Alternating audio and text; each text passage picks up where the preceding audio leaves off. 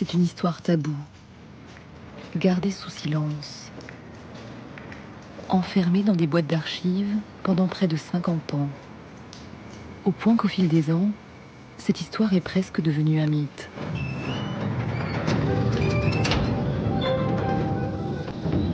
Cette histoire est celle de 3000 hommes, femmes, enfants, qui ont un jour été enlevés et que la France a décidé de sacrifier. Les archives s'ouvrent aujourd'hui et dévoilent ce terrible secret d'État. Cela s'est passé en 1962, en Algérie.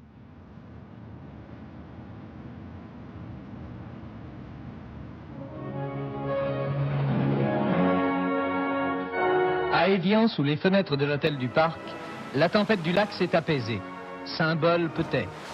Et tour à tour, Belkacem Krim et la délégation FLN, Louis Jox et la délégation française se sont encore une fois retrouvés, mais cette fois pour conclure. Le 19 mars 1962, les accords d'Évian entrent en application. Ils décrètent un cessez-le-feu et marquent officiellement la fin de 8 années de combats sanglants entre la France et les indépendantistes algériens. Les accords assurent aux Européens qu'ils auront leur place dans une Algérie indépendante, qu'ils pourront rester en toute sécurité. Sur le papier, les choses sont claires. Dans les faits, le cessez-le-feu n'est pas la paix. Il y a eu une forme de soulagement qui était tragique. Parce que beaucoup de gens de la ville arabe, disant « bon, c'est la fin de la guerre », sont revenus dans les quartiers européens et inversement, et c'est à ce moment qu'a commencé un certain nombre de meurtres inutiles, tragiques, dramatiques. On a vu des morts dans les rues, parce que les gens avaient cru à la fin de la guerre. Or, la guerre, hélas, allait continuer. C'était un pouvoir qui s'en allait et un pouvoir qui n'était pas encore installé. Donc une situation catastrophique.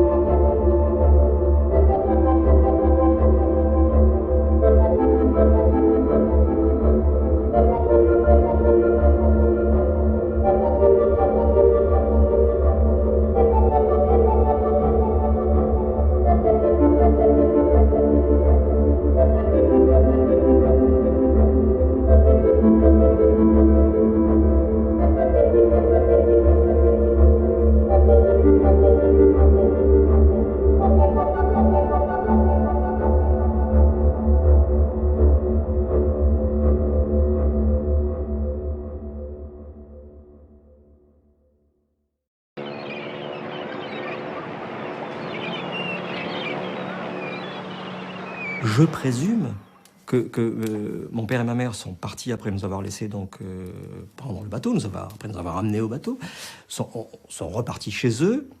Ils sont partis de chez un oncle et une tante qui étaient sur Alger.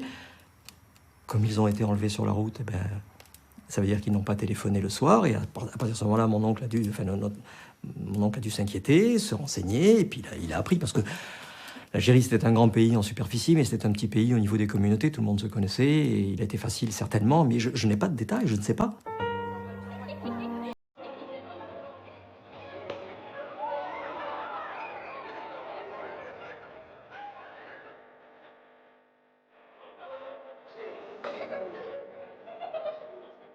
J'ai trouvé ma grand-mère en pleurs, tout le monde.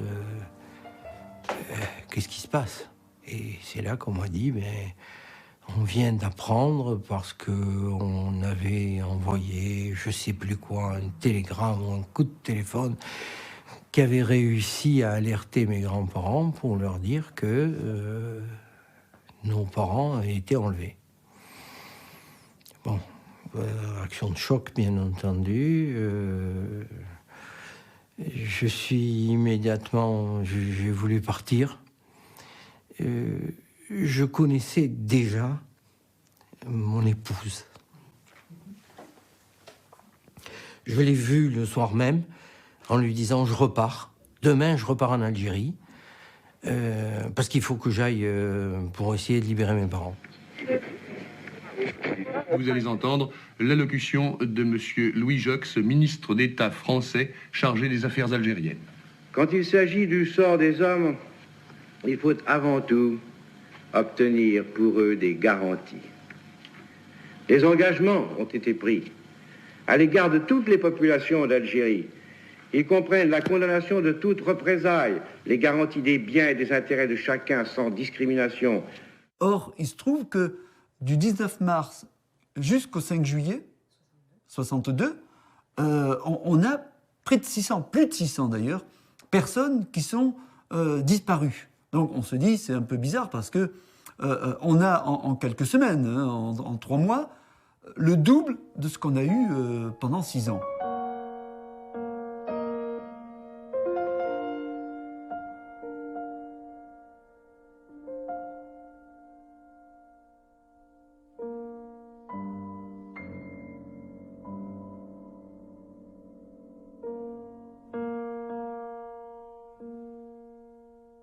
Il faut se représenter ce que c'est qu'un enlèvement. C'est un commando qui va enlever quelqu'un. C'est-à-dire il y a plusieurs personnes. Il faut une voiture un peu grande.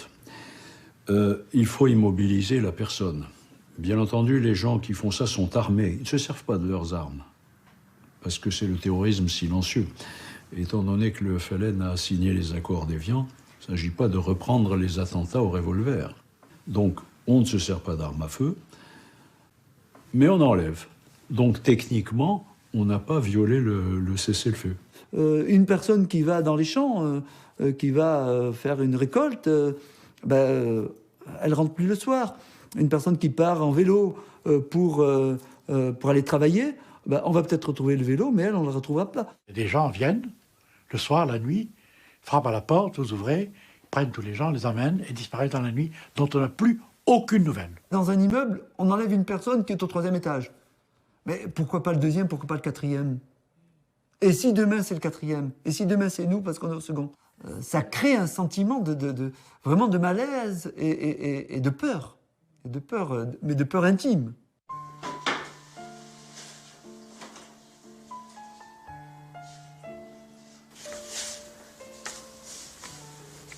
Ça, c'est une lettre où maman parle des événements. Donc, les Européens...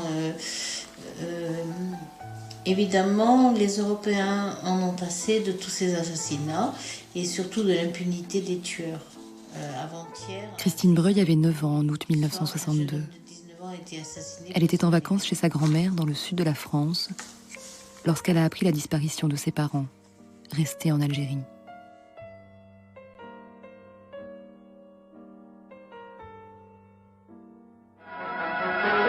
Dans son ensemble, la population a répondu à l'appel aux urnes du référendum. En métropole, les Français sont appelés à se prononcer pour ou contre l'autodétermination de l'Algérie.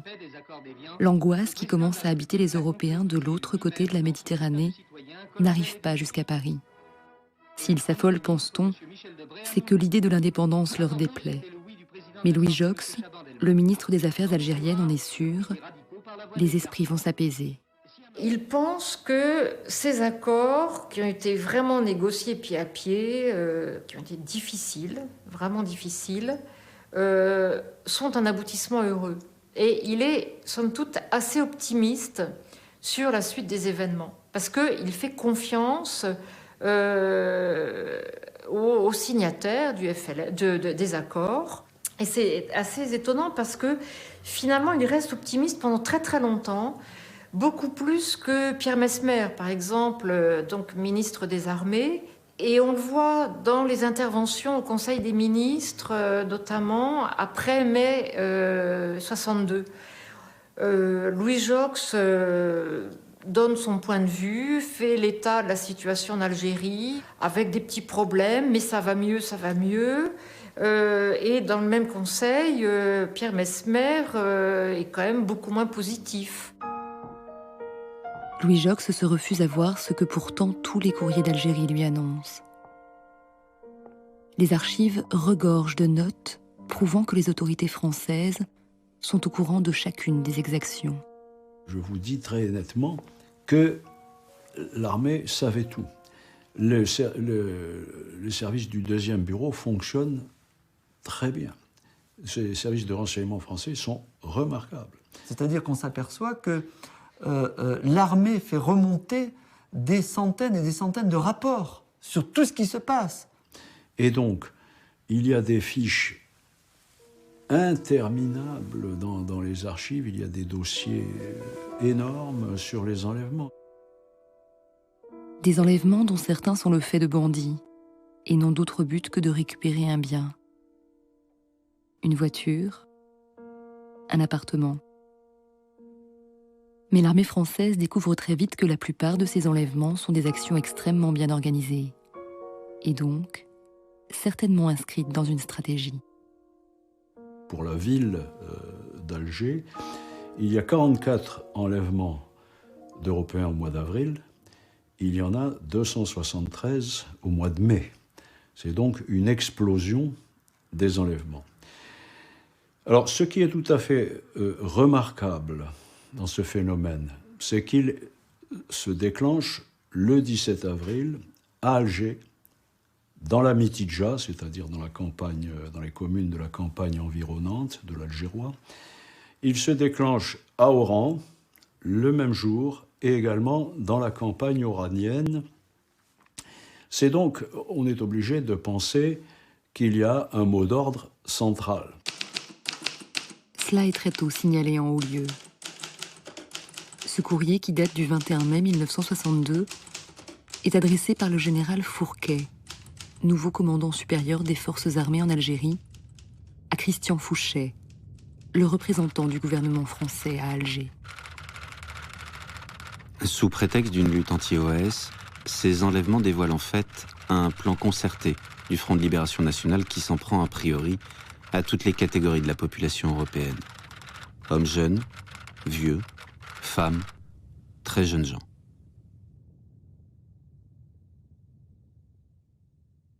Le but, c'est de faire partir des Européens.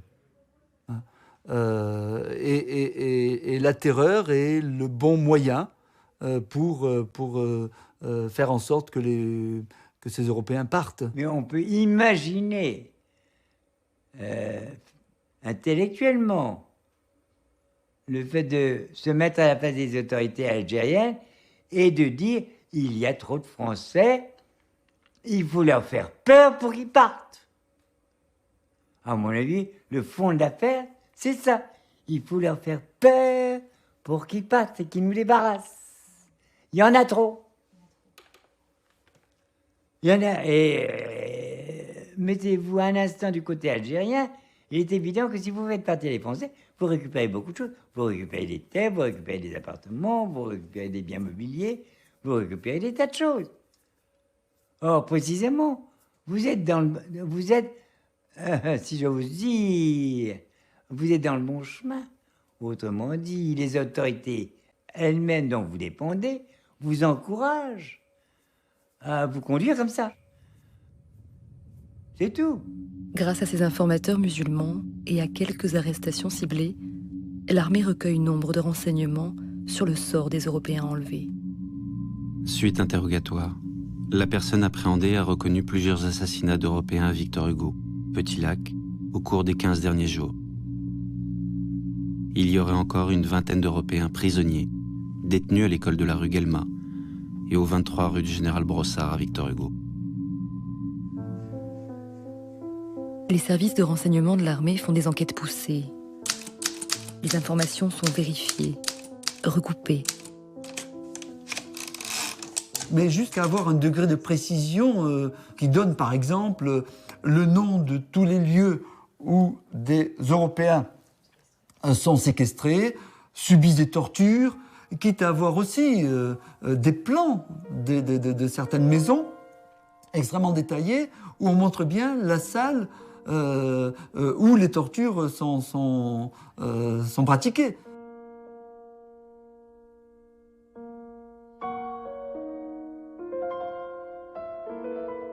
Il y a une maison de la Casbah, dans la basse Casbah, où on dit il y a des Européens qui sont détenus là, des gens enlevés.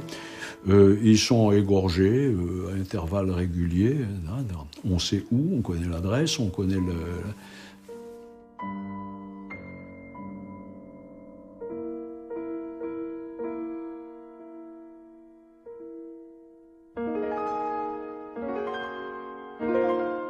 Ce qui est quand même assez particulier, c'est que toutes ces archives remontent.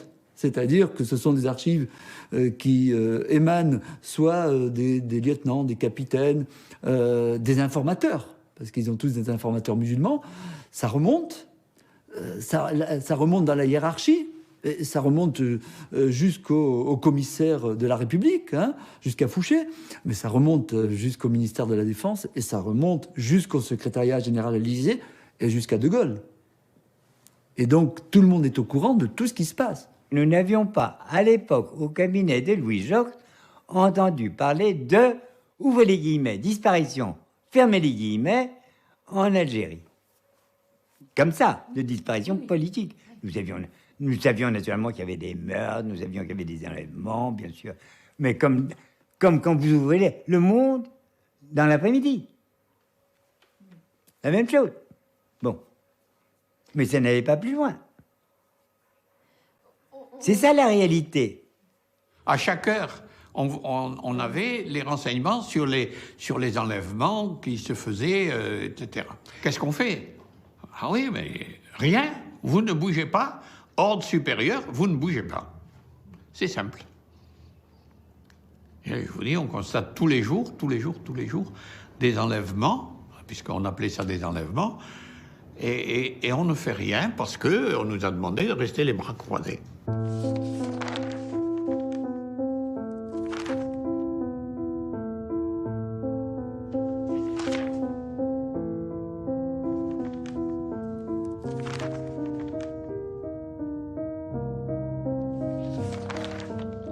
Il y a véritablement dans les archives des histoires incroyables. Il y a Félix Cross qui est là et qui se fait enlever sous les yeux d'une patrouille française.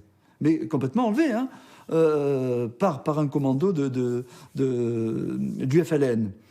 Et il y a quand même des personnes qui sont là, des passants, hein, et qui vont voir cette patrouille, qui leur disent « Mais attendez, vous venez pas de voir comme nous, on vient d'enlever une personne, vous faites rien. » Et le responsable du groupe de l'armée française dit « Mais nous avons ordre de ne pas intervenir, nous ne pouvons rien faire. » Et en fait, on va retrouver quelques jours plus tard Félix Cross assassiné, enfin, un peu plus loin, fusillé un peu plus loin. Et le FLN s'est rapidement rendu compte que nous restions enfermés, qu'on ne sortait pas, que nous n'avions pas d'armes, et que par conséquent, ils agissaient comme ça, à leur gré.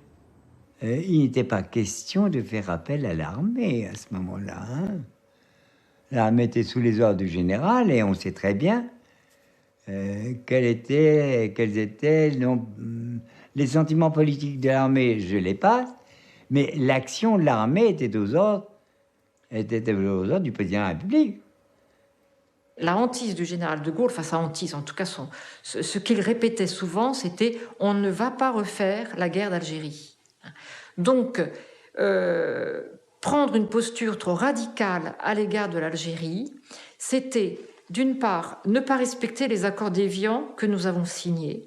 Et pour le général de Gaulle, la parole et la signature de la France doivent être respectées. On applique les accords d'Évian. Les autres, ils se débrouillent. Ils seraient sûrement sortis de leur caserne. Sûrement, ils auraient fait des enquêtes. Sûrement, même, ils auraient découvert des choses. Mais ils avaient reçu interdiction de s'en occuper. Point final. Le processus initié par les accords d'Évian arrive à son échéance. Le 5 juillet est fixé comme date de l'indépendance. Une journée de festivité qui, à Oran, va se transformer en cauchemar. Tout avait commencé dans la liesse. Mais à 11h du matin, des coups de feu sont entendus.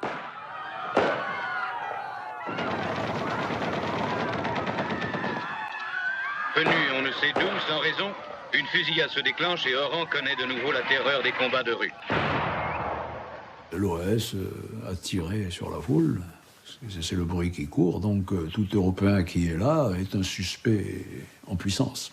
Et à un certain moment, on s'est rendu compte qu'on se faisait tirer dessus. Mais alors c'était assez impressionnant parce que d'abord je n'ai pas cru, je ne comprenais pas ce qui se passait. Mais on se faisait tirer dessus à la mitrailleuse lourde. C'était à la 12-7, c'était très impressionnant, on voyait des morceaux qui partaient dans tous les sens. Et donc il y a des gens qui se font agresser donc, sur la place d'Armes même, assommés, égorgés, lynchés. Donc il y aura de nombreux morts ce jour-là. Mais il y a aussi beaucoup d'enlèvements. Les forces de l'ordre musulmanes opèrent des centaines d'arrestations, indifféremment auprès de leurs corréligionnaires ou des Européens. Ils allaient chercher des gens qui s'étaient réfugiés dans les endroits les plus incongrus. Parfois, il y avait un s'était réfugié dans une boucherie. On avait vu une bonne quinzaine de personnes qui étaient littéralement entassées dans une petite boucherie dont ils avaient tiré. Les grilles étaient fermées. Et il y avait ce rideau de boucher, le rideau de boucher qui fermait là, mais ils étaient derrière cela. Et ils se cachaient. Et ils parlaient un peu fort. Et là, ils avaient été sortis visiblement à coup de crosse, pas très gentiment.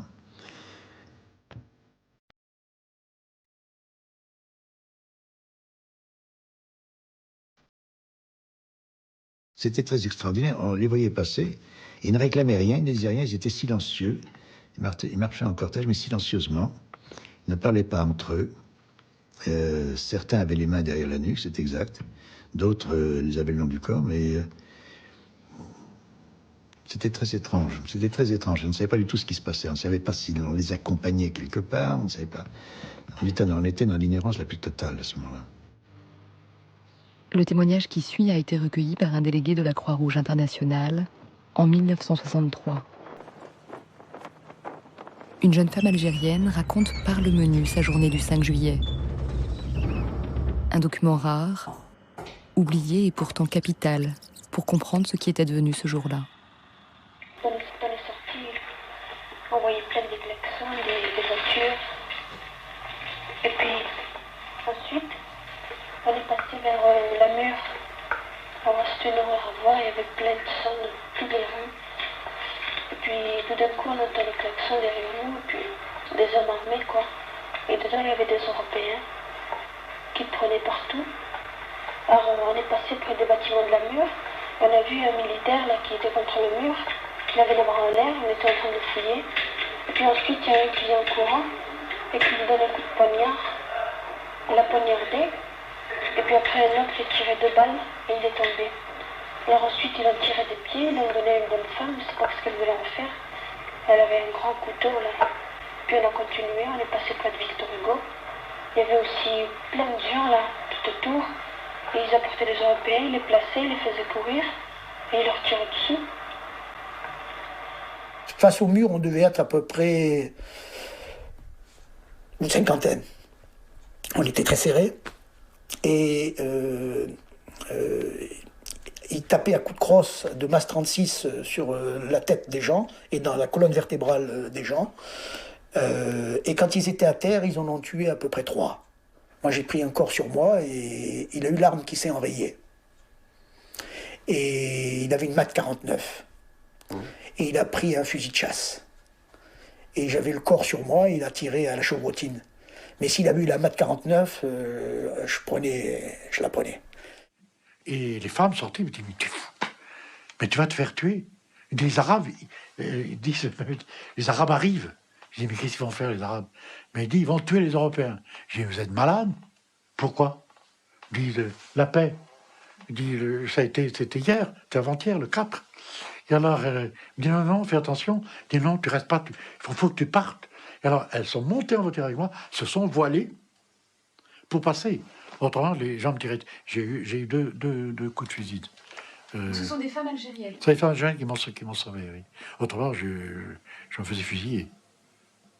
Des camions entiers d'Européens qui sont raflés, qui sont emmenés au Petit Lac, ce qu'on appelle au Petit Lac, à Oran, qui est un quartier musulman, et qui sont liquidés, fusillés ou lynchés sur place, et qui sont enterrés dans le Petit Lac.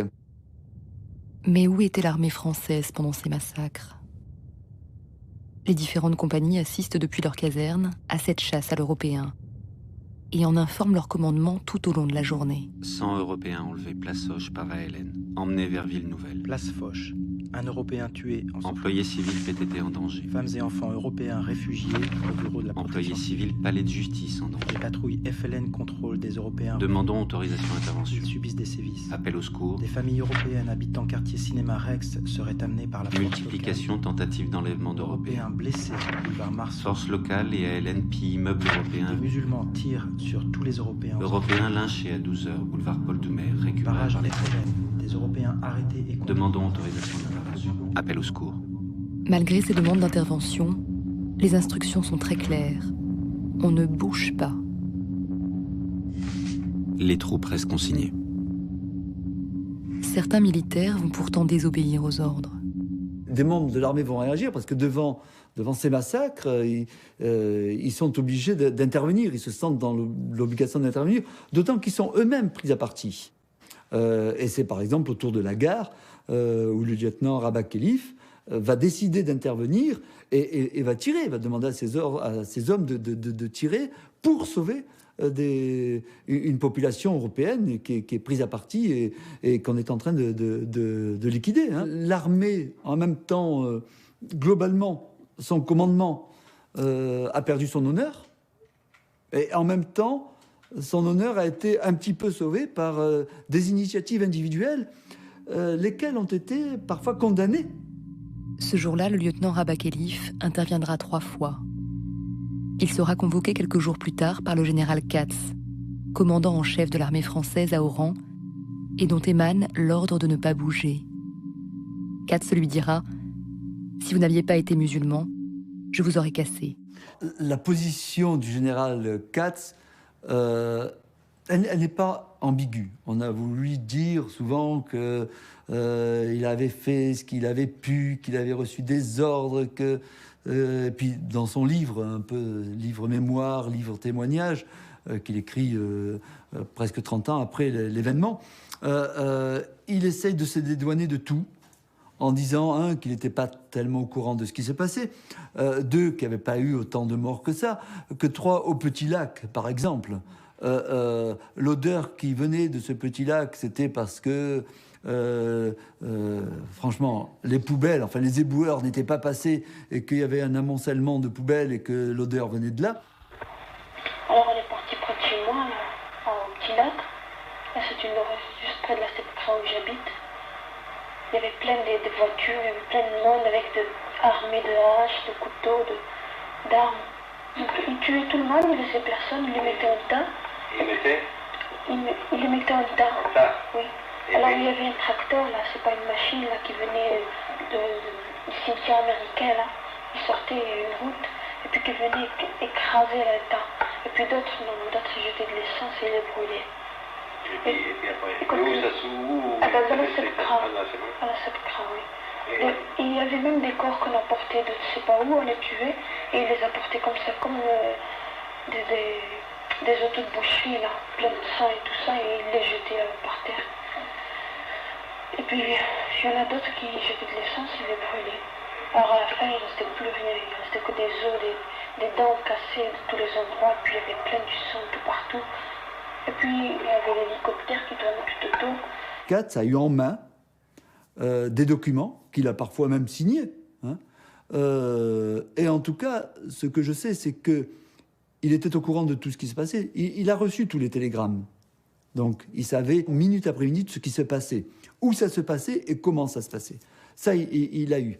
Il envoie même des hélicoptères faire ce qu'on appelle des RAV, des reconnaissances à vue, pour savoir ce qui se passe. Donc il sait très bien qu'au Petit Lac, c'est pas les poubelles, mais c'est l'amoncellement de cadavres déjà qui donne cette odeur-là.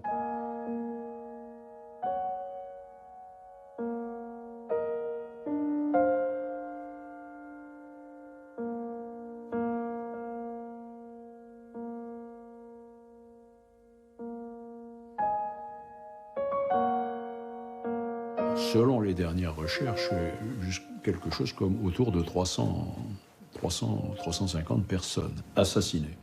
Et auxquelles il faut ajouter 350 personnes portées disparues. D'après la recherche d'aujourd'hui, il faudrait y ajouter aussi une centaine de musulmans qui auraient été assassinés ce jour-là.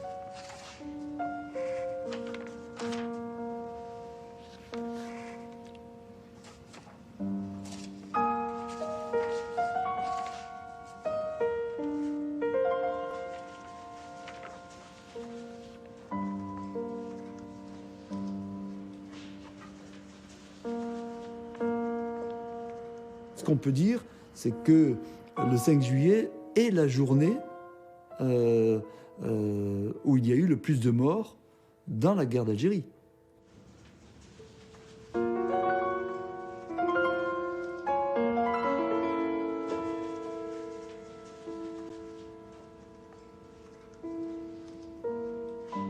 Alors De Gaulle dit, il y a une phrase extraordinaire, à un moment, il dit « Pour la France, en Algérie, les choses se passent bien ». Quelques jours après le massacre d'Oran. Pour la France, à part quelques enlèvements, les choses se passent bien, ça se calme, les gens qui étaient partis reviennent, il y a des fonctionnaires qui... Enfin, c'est véritablement la vie en rose, quoi. Moi, je pensais que toute chose égale par ailleurs, puisque c'était inévitable, il y aurait naturellement ce terme que je trouve affreux de langue française, et qui s'appelle des bavures, qui aurait des bavures, donc probablement lors de l'indépendance de l'Algérie, mais que celle-ci était lieu parce qu'elle était inévitable, et que par conséquent, il fallait en passer par là, et admettre que, voilà, on pouvait espérer pour le mieux, mais ça,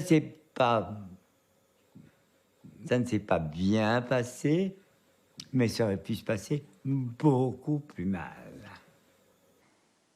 C'est des choses qui sont incompréhensibles. Ouais. Et l'État français s'est comporté de cette façon-là. Il y avait 3 000 ou 4 000, sans compter les harkis, qui ont été enlevés. Je sais pas, 4 000 personnes sur 50 millions de Français. C'est pas dramatique. Ça fait partie des pertes et des profits. Alors, lorsque vous êtes directement concerné, c'est difficile à admettre. Quand on voit la colonne disparue et la colonne enjeux nationaux et internationaux, c'est vrai que la raison d'État fait que les enjeux nationaux et internationaux l'emportent. De Gaulle pense qu'il faut à tout prix se libérer de l'Algérie parce que l'Algérie coûte trop cher, parce que l'intérêt des Français d'Algérie n'est plus celui de la France. Le monde tel qu'il est au début fin des années 50, début des années 60, n'est pas un monde colonial. Ça n'est plus sur les colonies qu'on peut fonder la puissance d'un pays. Ça, c'était bon pour le 19e siècle, le début du 20e siècle, et même jusqu'à la Deuxième Guerre mondiale, en quelque sorte. La puissance nucléaire est l'élément déterminant, et vraiment l'instrument de la puissance. Ce matin, à 7 heures, un champignon comme celui-ci a marqué en plein cœur du Sahara l'accession de la France à la puissance atomique. Depuis plusieurs années, la France a un programme nucléaire militaire. Depuis 1958, le président René Coty, donc avant le retour du général, a décidé d'organiser au Sahara des bases d'expérience nucléaire. S'il y avait eu des tensions énormes, insurmontables avec l'Algérie, la France n'aurait pas pu garder pendant quelques années la base aéronavale ni les bases aérospatiales pour faire les essais nucléaires au Sahara, par exemple. Et moi, ma fille a été enlevée il y a 18 jours, madame, alors qu'elle faisait rien. 2 mois et demi, madame, alors qu'elle ne faisait rien, ma fille. Il est sur Maroc. Et ma fille, elle était à Changarnier, elle était avec son mari, elle a été enlevée. Les familles de disparus, elles, sont loin de ces considérations géopolitiques. Ils m'ont dit, il est vivant, on le rendra, alors qu'il le rende s'il est vivant, qu'il le rende, bon Dieu. Elles veulent croire que des libérations sont possibles. Ils sont nombreux, pères, mères, conjoints, à se poster devant les prisons ou les bâtiments officiels pour se faire entendre. À partir de juillet 1962, les proches des disparus tentent d'alerter l'opinion publique. Mais leur histoire n'est que très peu relayée par la presse. Ça a duré depuis trop longtemps. C'est une guerre qui avait traîné depuis 1954. C'est une guerre qui avait traîné pendant 7 ans. Bon, il y avait pas mal de casses parmi les appelés. Il y a beaucoup de garçons qui sont restés là-bas. Et je crois qu'à Paris, les gens s'en fichaient un peu. Mais il y aurait eu 3000 disparus en 8 jours. Il y aurait eu un phénomène. Mais il y a eu égrené comme ça des disparitions pendant plusieurs mois, dont d'ailleurs les Français de métropole, mais même nous, en Algérie, nous ne nous rendions pas compte. Ce n'est qu'après coup qu'on a pu additionner. Dire quand même, il y a 3000 Français qui ont disparu. Mais le lecteur du Figaro ou le lecteur de l'Aurore, tous les 2-3 jours, il voyait il y avait une disparition. Mais il y avait aussi plein d'autres événements. Il disait, ah oui, ça c'est très triste. Mais très peu connaissaient. 3000 sur une population de 40 millions, c'est pas comme en 14-18 ou en 39-45 où tous les 3 jours on annonce le cousin un tel. On est tout le temps en train d'apprendre que quelqu'un est tué. Là c'est tout à fait différent. En plus, c'est les vacances, et puis en plus, l'affaire algérienne, ouf. Tandis qu'étaient entreprises des recherches pour retrouver d'autres disparus, 20 Européens, dont une femme incarcérée à la caserne d'Orléans, étaient libérés sur ordre du Conseil de la Wilaya 4. Par cette décision, la Wilaya 4 a voulu, selon ses propres termes, marquer le désir de la population de voir rester en Algérie les Européens désireux de contribuer à la construction du pays. Il y a très peu de libérations. Alors, il y en a quelques-unes justement en septembre, parce que c'est quelques jours avant que Ben Bella prenne le pouvoir. Il va y en avoir encore un petit peu en août, mais ce sont des libérations qui sont quasiment orchestrées, qui sont... on convoque la presse pour dire, regardez, ça y est, maintenant, tout va bien, c'est le calme, c'est plus le chaos, on libère 20 personnes, 30 personnes, 40 personnes. Sauf qu'il y en a plusieurs centaines qui sont toujours séquestrées, hein, et dont on ne sait pas ce qu'elles vont devenir. Soit on va les retrouver mortes, soit complètement disparues.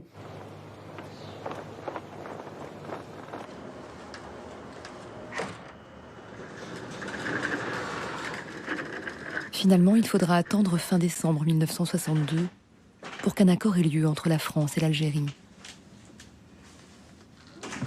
La Croix-Rouge internationale est alors mandatée pour enquêter sur les disparus civils européens. Lundi 20 mai. Données concernant les cas Eugène, Gaossi, Lodé et Banon. Les fonctionnaires actuels ne possèdent aucun dossier. Pris contact avec les autorités municipales qui, installées depuis peu, disent ne rien savoir. L'ancien directeur n'est plus là. Rendu chez le maire de l'époque. S'est enterré chez lui, il ne sait rien. Contact avec les autorités municipales en fonction depuis peu, non seulement ne savent rien, mais nous ont reçus avec le plus grand manque de courtoisie. Le drame de la Croix-Rouge, c'est que ce sont des fonctionnaires qui fonctionnent avec l'aide des fonctionnaires locaux. Par conséquent, elle est totalement limitée dans son monde.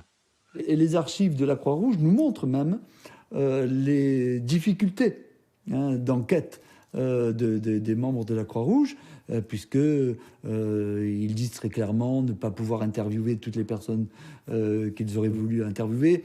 On ne leur donne pas accès à tous les camps, on ne leur donne pas accès à tous les lieux de détention. La Croix-Rouge a fait 2 rapports d'ailleurs, qui ne sont pas du tout inintéressants. mais qui reste quand même profondément douteux, puisqu'elle n'a pas pu aller dans les endroits où elle voulait aller, parce qu'elle n'a pas eu l'autorisation des Algériens. La thèse du gouvernement français, c'est de dire il y a eu des enlèvements, mais les disparus sont un mythe. C'est-à-dire que les enlèvements se sont soldés soit par des assassinats, soit alors par des libérations. Et que des personnes qui pourraient être encore disparues en 62, 63, 64, c'est un mythe. Et donc, la volonté du gouvernement français de l'époque, c'est de faire disparaître le mythe des disparus. Et nous, on peut apprendre dans les archives que des personnes ont été libérées en 63, en 64, ou qui ont pu s'échapper en 64, 65.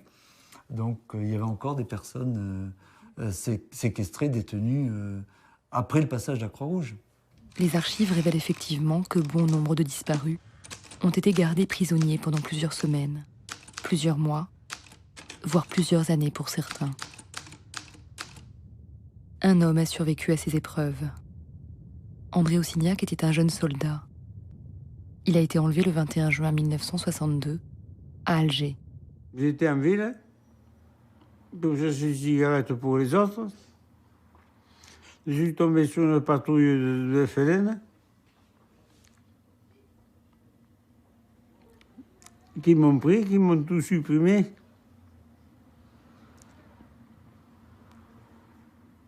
Ils m'ont embarqué dans un camion où on était plusieurs. Les prisonniers passeront 2 jours enfermés dans un four à chaud avant d'être transférés dans une mine à 1 heure de route d'Alger. C'est un grand tunnel, étayé.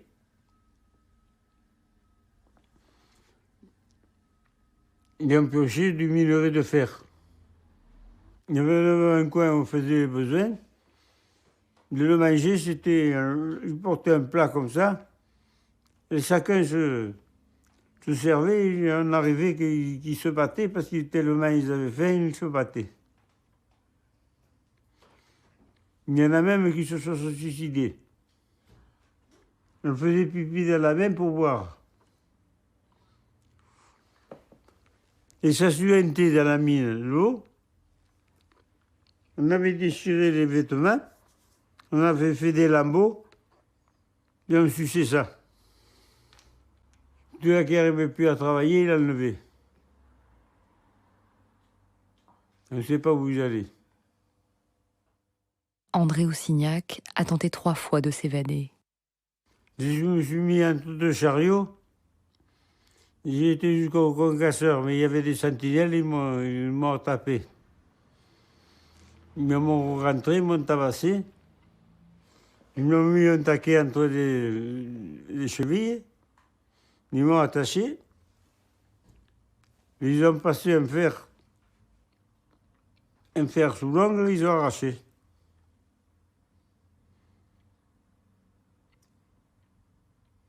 J'ai senti le premier, j'ai pas senti le deuxième parce que je suis tombé dans les pommes.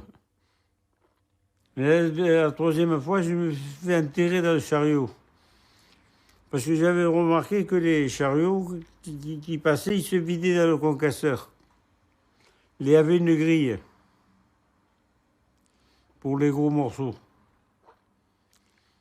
Alors je me suis fait enterrer dedans. Je me fait vider dans la trémie. J'ai réussi à sortir. C'est pas un acte de courage. Hein. Il a peur de mourir. C'est pour ça que je tentais le tout pour le tout. Mourir pour mourir, je voulais pas mourir dans la mine. André Ossignac a passé 3 ans dans cette mine. À son retour en France, il est déclaré déserteur par l'armée et emprisonné, sous prétexte qu'officiellement, il n'y a pas de prisonniers en Algérie. Il n'a jamais mis en colère, c'est que j'ai donné l'endroit et qu'on n'a rien fait pour aller les chercher. Pour ces quelques hommes et femmes qui ont eu la chance d'être libérés ou de pouvoir s'échapper, des milliers de familles ont continué à espérer. malgré tout. Des gens qui vous disent parfois, tiens, on a vu quelqu'un qui ressemblait à ton père. Il paraît que... Alors, on sait que ce sont des faux espoirs et puis des fausses informations, mais on s'accroche à toutes les informations. Toutes les voitures, je peux dire que toutes les voitures qui passaient, j'attendais qu'elles s'arrêtent, et j'avais pas de téléphone à l'époque. Et j'attendais que ce soit mon mari qui arrive. Je me suis dit, il a pu aller chez ses parents, on lui aura donné mon adresse, et il sera venu me retrouver. Mais je l'ai attendu, là, pendant toutes les nuits, quoi. Tout le temps. Enfin, moi, en tant qu'enfant, je pensais qu'ils allaient revenir. C'est la seule certitude que j'avais. Bon, ils avaient disparu, mais ils allaient revenir. Il n'y a pas un jour où je n'y ai pas pensé. C'est terrible. Enfin, c'est terrible et puis rassurant à la fois. Alors bien sûr que la raison, bien sûr, il est évident qu'ils sont décédés. C'est une évidence. Mais sans preuve. Moi, je ne veux pas trop y penser parce que c'est extrêmement douloureux.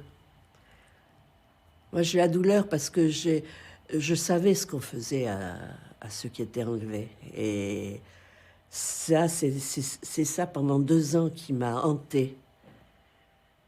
Je faisais des bonds dans mon lit tout le temps, toutes les nuits, des bonds en imaginant ce qu'il avait pu subir.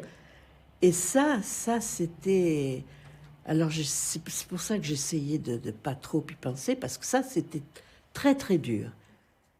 Mais vous ne souhaitez qu'une chose, c'est que la personne enlevée ait été abattue et n'ait pas souffert. C'est reposant, c'est une libération pour tout le monde, ça vous permet de vivre.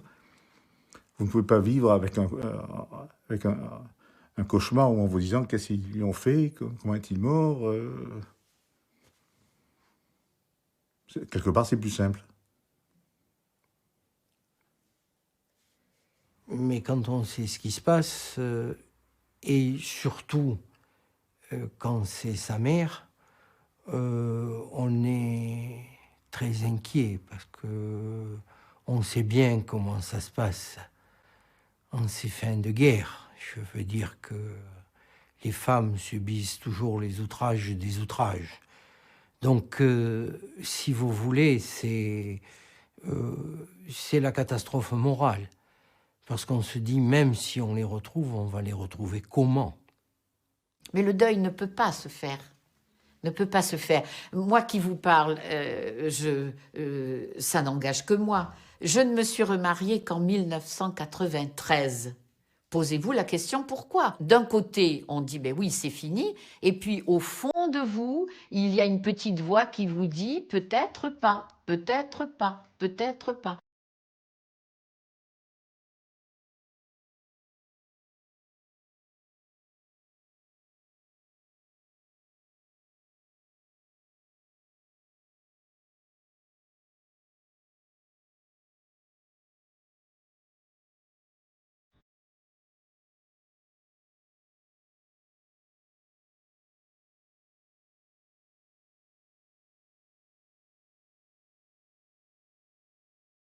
Et on a envie de crier.